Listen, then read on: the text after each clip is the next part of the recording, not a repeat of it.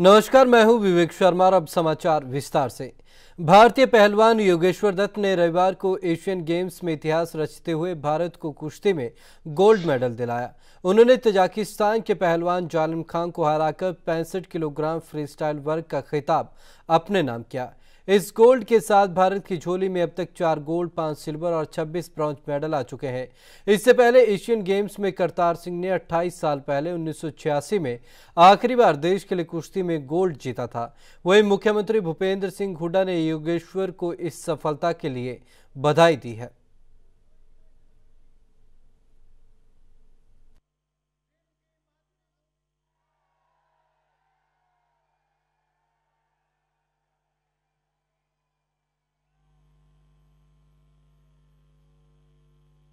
मैं योगेश्वर दत्त का गुरु हूँ, सुशील का, अमित का, पूरी टीम का। तो योगेश्वर ने आज जो एशियन गेम में गोल्ड मेडल जीता 28 साल बाद, 1982 में मैंने गोल्ड मेडल जीता था।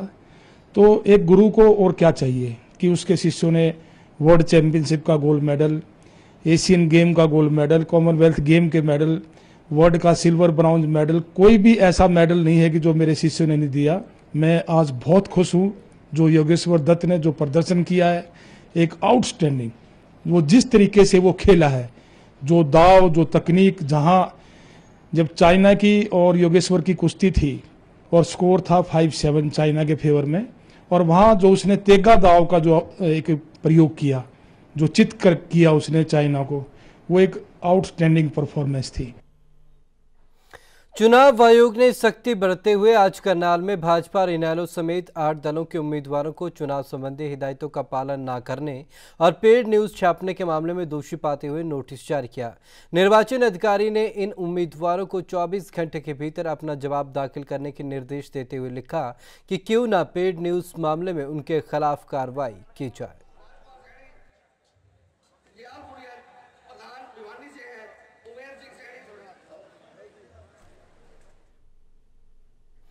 चुनाव आचार संहिता के चलते कुरुक्षेत्र के लाडवा में चेकिंग के दौरान गैर कानूनी तरीके से 10 लाख से ज्यादा की राशि पकड़ी गई। लाडवा पुलिस ने चेकिंग के दौरान होंडा सिटी कार से 10,10,000 रुपए की राशि बरामद की। जिस युवक के पास ये रकम पकड़ी गई वह हार्डवेयर का व्यापारी बताया जा रहा है, जो दिल्ली का रहने वाला है। पूछताछ करने पर युवक ने पुलिस को बरामद राशि का पुख्ता सबूत पेश नहीं कर पाया।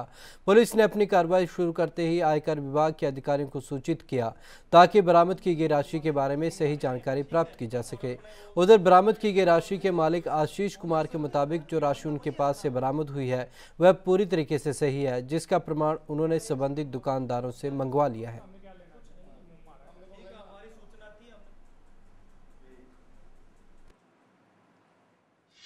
विधानसभा इलेक्शनों को देखते हुए पुलिस ने काफ़ी चौकस नाकाबंदी की हुई है, जिसमें एसएसटी टीम और हमारी पुलिस टीम ने मिलकर आज नाकाबंदी के दौरान पुतनी मोड़ जो यमुनानगर से हमारा रास्ता आता है, वहाँ पे एक होंडा सिटी गाड़ी को रोका।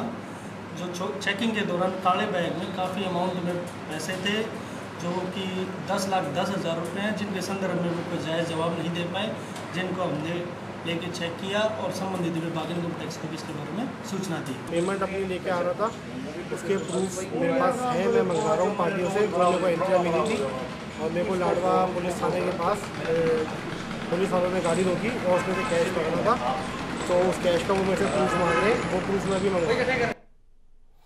हरियाणा पुलिस महानिदेशक श्रीनिवास वशिष्ठ के आदेशानुसार प्रदेश भर में एक अभियान चलाया जा रहा है, जिसका उद्देश्य भगौड़े अपराधियों की धर पकड़ना है ताकि विधानसभा चुनाव को शांतिपूर्ण ढंग से संपन्न कराया जा सके।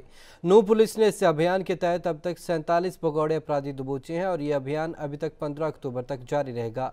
साथ ही नूंह थाना प्रभारी, राष्ट्रपति अवार्ड विजेता इंस्पेक्टर जगदीश प्रसाद और उनकी टीम ने उन गाँवों के सरपंचों को भी नोटिस भेजे हैं जो अपराधियों को पकड़ने में पुलिस का सहयोग नहीं कर रहे। यही नहीं, अगर किसी भगौड़े अपराधी ने गांव में रहकर किसी सरकारी मदद का लाभ उठाया है तो सरपंच के खिलाफ कार्रवाई भी की जाएगी।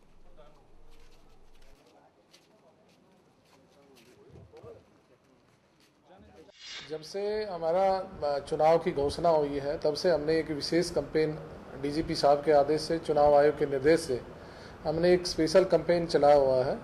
इस कैंपेन में जहां तक हमारे थाने का पर्सन, अब तक हमने टोटल 47 आदमियों को अरेस्ट किया है या उनका मामलों को डिस्पोज ऑफ किया है। इसके अलावा भी हमारे मेवात में जो हमारे थाने से लगभग 212 पीओ हैं जिनको हमने अरेस्ट किया जाना है। ऐसे आदमी को ये माना जाएगा कि धारा 212, 216 आईपीसी के अंतर्गत ये ऑफेंस है कि उस आदमी को सहायता, उसको भगाने में उस आदमी को सहायता प्रदान की जा रही है और वो आदमी इस बात के गिल्टी है जो उनको सहायता दे रहे हैं। वहीं हरियाणा पुलिस ने फतेहाबाद से लगते दूसरे राज्यों पंजाब राजस्थान की सीमाओं को सील करना शुरू कर दिया है। दोनों राज्यों की सीमाओं पर पुलिस ने 12 जगहों पर नाकाबंदी शुरू कर दी है। इससे फतेहाबाद के अंदर किसी भी प्रकार के मादक पदार्थ, अवैध हथियार, पासा आदि नहीं आ सकेंगे। वहीं चुनाव स्थिर निगरानी दस्ते ने भी आने जाने वाले सभी पर निगरानी रखनी शुरू कर दी है। सभी वाहनों की तलाशी ली जा रही है और साथ में वीडियोग्राफी भी की जा रही है।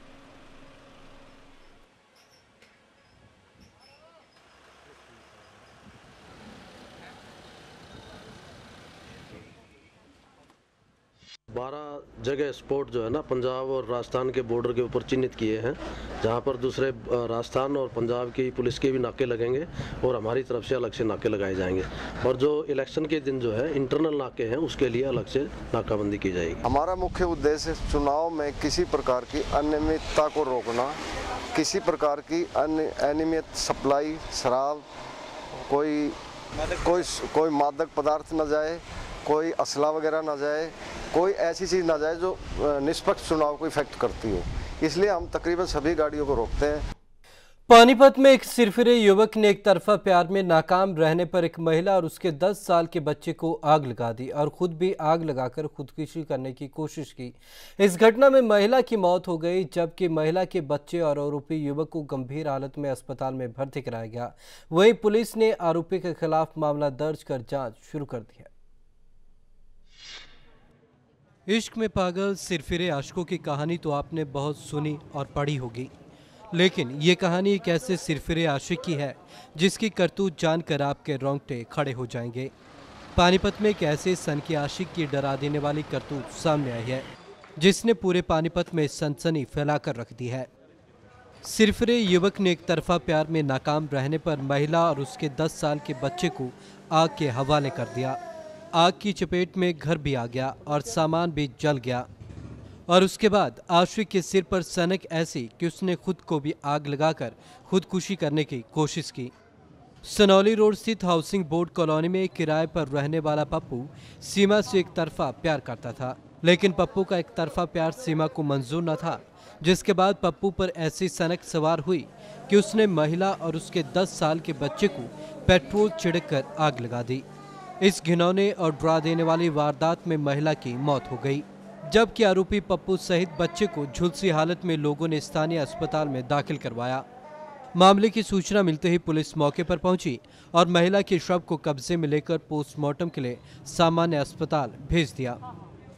मैं है ना मकान में आग लगी है, जो मौके पर हम आए तो यह सामान जलाया हुआ था। 2 आदमी इंजर्ड थे, वे अस्पताल में भिजवा दिए थे और एक की मौत हो गई थी, उसको भी एम्बुलेंस में अस्पताल में भेज दिया। मृतका की बेटी प्रीति ने बताया कि खाना खाने के बाद वह अपने भाई के साथ घर पर खेल रही थी। उसकी मां बेड पर लेटी हुई थी। 2:30 बजे के करीब एक ट्रक चालक पप्पू उनके घर आया। उसने प्रीति की मां सीमा को उसके साथ हरिद्वार चलने की जिद की। इस पर दोनों की कहासुनी हुई। इस पर गुस्से से भरे पप्पू ने घर में उसकी मां सीमा, भाई विशाल और खुद पर तेल छिड़क लिया, जिसके बाद घबराई प्रीति घर से भाग आई और शोर मचा दिया। तब तक पप्पू ने सबको आग के हवाले कर दिया था। पानीपत से राजेश के साथ Vivek Sharma, day and night news. Panchkula से हजका को आज उस समय बड़ा झटका लगा जब पंचकुला से हजका जिला प्रधान शशि शर्मा और कालका जिला प्रधान राम गोपाल मेहता ने हजका को अलविदा कह दिया। जानकारी के मुताबिक पार्टी छोड़ने की वजह टिकट न मिलने से नाराजगी बताई जा रही है। यही नहीं, पार्टी छोड़ने से पहले उन्होंने हजका सुप्रीमो कुलदीप बिश्नोई और चंद्रमोहन पर धोखा देने के आरोप लगाते हुए हजका को 2 भाइयों की पार्टी करार दिया।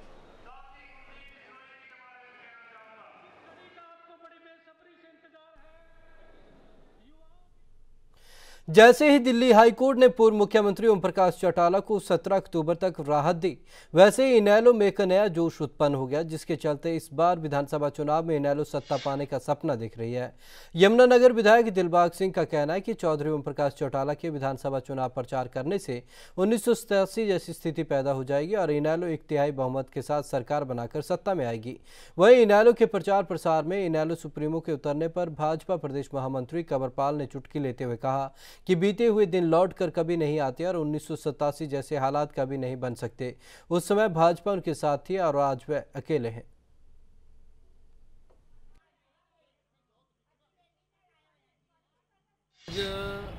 इंडियन नेशनल लोकदल पार्टी का किसी से कोई मुकाबला नहीं है। मुकाबला तो सिर्फ बीजेपी और कांग्रेस का इस बात के लिए है कि सेकंड नंबर पे कौन आएगा। और आज जनता ने इंडियन नेशनल लोकदल को अपना आशीर्वाद और सहयोग दे दिया और ये क्लियर कर दिया कि आने वाली सरकार लोकदल की है। देखिए, अगर उनको प्रचार करने की कोर्ट ने इजाज़त दी तो ये उनका राइट है, वो प्रचार कर सकते हैं, लेकिन मुझे नहीं लगता कि प्रचार करने से कोई बहुत ज़्यादा फर्क पड़ेगा। जो उनका वोटर है वो वोटर उनके साथ है, तो वही वोटर साथ रहेगा। नया वोटर के मन में कोई ऐसा भाव नहीं है इंडियन नेशनल लोकदल के। और अब धीरे धीरे पूरे देश में ही जो क्षेत्रीय पार्टियां थी वो लगभग अंत की ओर जा रही हैं। फरीदाबाद में कांग्रेस प्रत्याशी अनंत कौशिक के समर्थन में आयोजित चुनावी सभा में हरियाणा के मुख्यमंत्री भूपेंद्र सिंह हुड्डा ने शिरकत की। इस दौरान सीएम हुड्डा विपक्षियों पर जमकर बरसे। भाजपा पर बरसते हुए सीएम हुड्डा ने कहा कि भाजपा को आम आदमी की कोई फिक्र नहीं है। दिन पर दिन बढ़ती महंगाई से भाजपा का चेहरा बेनकाब हो चुका है। बकौल हुड्डा, भाजपा हर महीने गैस के दाम बढ़ाएगी और इस बात का फैसला पहले से ही मंत्रिमंडल कर चुका है। सीएम हुड्डा ने कहा कि कांग्रेस सरकार ने अपने शासनकाल के दौरान बहुत से काम किए हैं और प्रदेश में विकास को बढ़ावा दिया। फरीदाबाद की जनसभा को बाद सीएम हुड्डा ने फरीदाबाद क्षेत्र में तिगाम, एनआईटी और बल्लभगढ़ विधानसभा के कांग्रेस प्रत्याशियों के समर्थन में रोड शो का आयोजन कर तीसरी बार कांग्रेस की सरकार बनाने का आह्वान किया।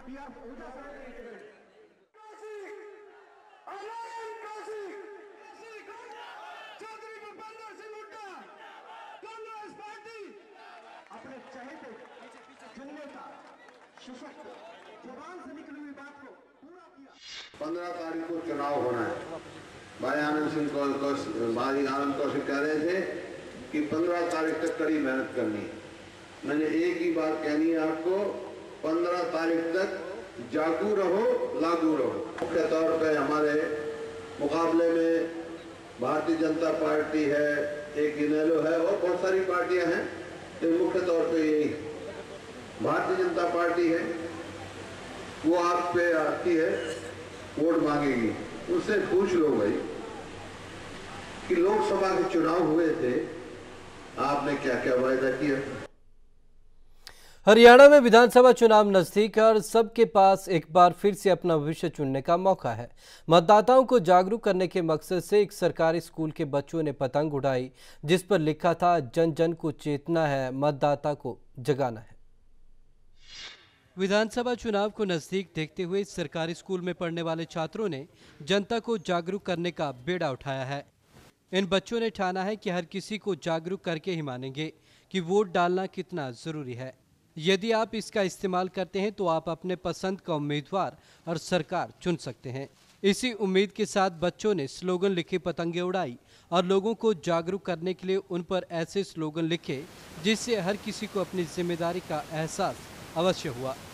बच्चों ने पतंग पर यह संदेश लिखा कि वोट डालना यह जनता का फर्ज है। बच्चों के साथ साथ शिक्षकों और खंड शिक्षा अधिकारी ने भी खूब पतंग उड़ाई। इन सब ने मिलकर आपस में पतंगों से पेच भी लड़ाए ताकि यह पतंग कटकर जिस भी घर पर गिरे वह स्लोगन को जरूर पढ़े और वोट करे। बच्चों ने कहा कि उनकी यह पतंग जहां जहां जाएगी जागरूकता फैलाएगी। बच्चों का मकसद 100% लोगों से वोट डलवाना है। ये पतंग हमने इसलिए उड़ाई है, इससे ये पतंग कहाँ कहाँ जाएगी, एक संदेश बन के जाएगी और लोग इस पतंग में मैसेज पढ़ के और अपने वोट का सही प्रयोग करेंगे और इससे अपनी सही सरकार चुनेंगे। हमने पतंग उड़ाई है क्योंकि हम लोगों को जागरूक करना चाहते हैं कि ज़्यादा से ज़्यादा वोट डालें। 15 अक्टूबर को वोट डालने हैं तो सारे लोग वोट डालें। पहले सिर्फ 70% लोग वोट डालते थे, लेकिन इस बार अम्बाला में हम चाहते हैं कि 100% वोट डालें और इसके लिए हमने ये पतंगे उड़ाई हैं और बाकी भी बहुत सारे करे हैं। इससे पहले भी यह बच्चे कई तरीकों से जागरूकता अभियान अलग अलग तरीकों से चला चुके हैं। लोकसभा चुनाव में यह तरीका काफी कारगर सिद्ध हुआ था। इसलिए शिक्षा विभाग ने बच्चों के जरिए जनता के बीच मैसेज भेजने का यह तरीका चुना। देखिए, भारतीय चुनाव आयोग के साथ हमारे शिक्षा विभाग का एक सम्मिलित प्रयास है कि ज़्यादा से ज़्यादा लोग आगामी 15 अक्टूबर को जो असेंबली के इलेक्शन हो रहे हैं उनमें ज़्यादा से ज़्यादा लोग मतदान करें। इसके लिए पहले हमने साइकिल की रैली निकाली गई। उसके बाद अभी हमने बच्चों के घरों में संकल्प पत्र भेजे हैं, जिनके ऊपर जो हैं उनके परिवारों के मुखिया सिग्नेचर करके भेजेंगे कि हम सभी लोग आगामी 15 अक्टूबर को इस इलेक्शन में भाग लेंगे। और आज जो है हमने यहाँ पर ये पतंग उत्सव मनाया है। जो लोग वोट करते हैं उनके लिए तो यह गर्व की बात है, लेकिन जो लोग वोट का अधिकार अभी नहीं समझे हैं उन्हें यह जरूरी बात समझनी होगी। बच्चों को मैदान में पतंग उड़ाता देख कई लोग वहां इकट्ठा हुए और उन्होंने बच्चों की इस कोशिश को खूब सराहा और वोट करने का प्रण लेते हुए लोगों को जागरूक करने की बात कही। लोगों ने कहा कि वह बच्चों की आवाज को जन जन तक पहुंचाएंगे। जो पतंग उड़ाते देख रहे थे उन्होंने बहुत अच्छे मैसेज लिखे हुए हैं और उससे जैसे हम लोग भी वोट करते हैं बहुत अच्छे मैसेज दुनिया को पहुंच रहे हैं कि सभी लोगों को वोट करना चाहिए। हमारा अधिकार है वोट करना, जिससे पता लगेगी हर आगे भी लोगों को अवेयर करेंगे आप भी? हाँ, हम तो शुरू से ही करते आ रहे हैं। हमारा तो खुद का यही काम है कि सभी लोग वोट करें और अच्छे नेता चुने, देखें सब लोग। बच्चों द्वारा उड़ाई गई यह पतंगे जहां जहां जाएंगी वहां वहां अपना संदेश पहुंचाएंगी। लेकिन देखने वाली बात यह होगी कि बच्चों का यह संदेश और गुजारिश कितने लोगों को वोट का प्रयोग करने के लिए प्रेरित कर पाएगी। अंबाला से धर्मवीर पासी के लिए Vivek Sharma, day and night news. भारतीय निर्वाचन आयोग ने रविवार को वीडियो कॉन्फ्रेंसिंग के माध्यम से हरियाणा के निर्वाचन अधिकारी श्रीकांत बलगद और सभी जिलों के निर्वाचन अधिकारियों के साथ बैठक की, जिसमें भारत निर्वाचन आयोग ने कानूनी सलाहकार एस.के. मेदिव्रता ने बैठक में विधानसभा चुनाव के लिए शनिवार को समाप्त हुई नामांकन प्रक्रिया को लेकर चर्चा की। भारत निर्वाचन आयोग द्वारा रविवार को एक वीडियो कॉन्फ्रेंसिंग की गई, जिसमें भारत निर्वाचन आयोग के कानूनी सलाहकार एस.के. मेदिव्रता ने निर्वाचन अधिकारियों से कहा कि यदि नामांकन प्रक्रिया की समाप्ति के बाद किसी प्रत्याशी के नामांकन के दौरान दिए जाने वाले शपथ पत्र में कोई कमी रह जाती है और प्रत्याशी 29 सितंबर को नामांकन जांच के दिन 3 बजे से पहले उस कमी को पूरा कर लेता है तो उसका नामांकन रद्द नहीं किया जाएगा। आगे के इलेक्शन के प्रोसेस के कुछ इंस्ट्रक्शन भी दी हुई है और कोई किसी पॉइंट पर कोई शंकाएं होती है समटाइम डाउट्स, उसके बारे में डिस्कशन हो चुके हैं और 29 कल आपके स्क्रूटनी है, रिटर्निंग ऑफिसर्स स्क्रूटनी करेंगे और उसके साथ साथ 1 अक्टूबर को विड्रॉल किया 3 बजे तक आपका जो कैंडिडेट विड्रॉल करेंगे, उसके बाद कंटेस्टिंग कैंडिडेट के अदर इलेक्शन प्रोसेस शुरू हो जाएगी। इस अवसर पर हरियाणा के निर्वाचन अधिकारी श्रीकांत बलगद ने सभी जिलों के निर्वाचन अधिकारियों से नामांकन पत्रों और चुनाव चिन्हों को लेकर भी चर्चा की। सबमिटेड सभी नॉमिनेशन पेपर का स्क्रूटनी करना होता है। समझ लीजिए कैंडिडेट ने 3-4 सकते हैं, समझ लीजिए किसी ने 4 तक नॉमिनेशन भरवा, every nomination paper has to be signed separately. वो अलग बात है कौन सा इसका कैंडिडेट इंडिपेंडेंट है, पार्टी की बेस्ड है, वो तो बाद में डिसाइड हो जाएगा, बट नॉमिनेशन हर एक को नॉमिनेशन पर स्क्रूटनी करना है। और स्क्रूटनी में इन्होंने डिटेल अभी इंस्ट्रक्शन भी दिया हुआ है, एफिडेविट वगैरह उनको देना होता है कैंडिडेट्स को। सिंबल के बारे में, फ्री सिंबल्स एंड पार्टी, अभी रिसेंटली कमीशन ने किसी पार्टी को एक स्पेसिफिक सिंबल दिया पूरा स्टेट में लड़ने के लिए, इसके बारे में भी जानकारी दी है और यदि एनी क्लैरिफिकेशन है तो दे कैन कंसल्ट। श्रीकांत बलगद ने बताया कि जुलाई 2014 तक प्राप्त जानकारी के अनुसार आगामी 15 अक्टूबर को होने वाले विधानसभा चुनावों में 1,61,58,117 मतदाता अपने मत का प्रयोग करेंगे, जबकि हरियाणा विधानसभा चुनाव 2009 में 1,30,29,141 मतदाताओं ने अपने मत का प्रयोग किया था। प्रदेश में आगामी विधानसभा चुनावों के मद्देनजर भारत निर्वाचन आयोग ने वीडियो कॉन्फ्रेंसिंग के जरिए सभी मुख्य निर्वाचन अधिकारियों के साथ बैठक की। भारत निर्वाचन आयोग के कानूनी सलाहकार एस.के. मेदिव्रता ने साफ किया कि किसी भी प्रत्याशी के नामांकन रद्द करने से पहले उसकी बारीकी से जांच की जानी चाहिए। बहरहाल आने वाले विधानसभा चुनावों को देखते हुए चुनाव आयोग काफी सख्त नजर आ रहा है। चंडीगढ़ से कैमरामैन गिरीश दुर्गापाल के साथ Manoj Rathi, day and night news. इस बुलेटिन में अब तक के लिए बस इतना ही। विवेक शर्मा को दीजिए इजाजत। नमस्कार। खबरों की दुनिया में आइए, हमारे साथ कहीं भी और कभी भी जुड़िए। हम मिलेंगे फेसबुक पर, हम दिखेंगे यूट्यूब पर, हमें फॉलो कीजिए ट्विटर पर। खबरों के साथ बने रहिए रात दिन।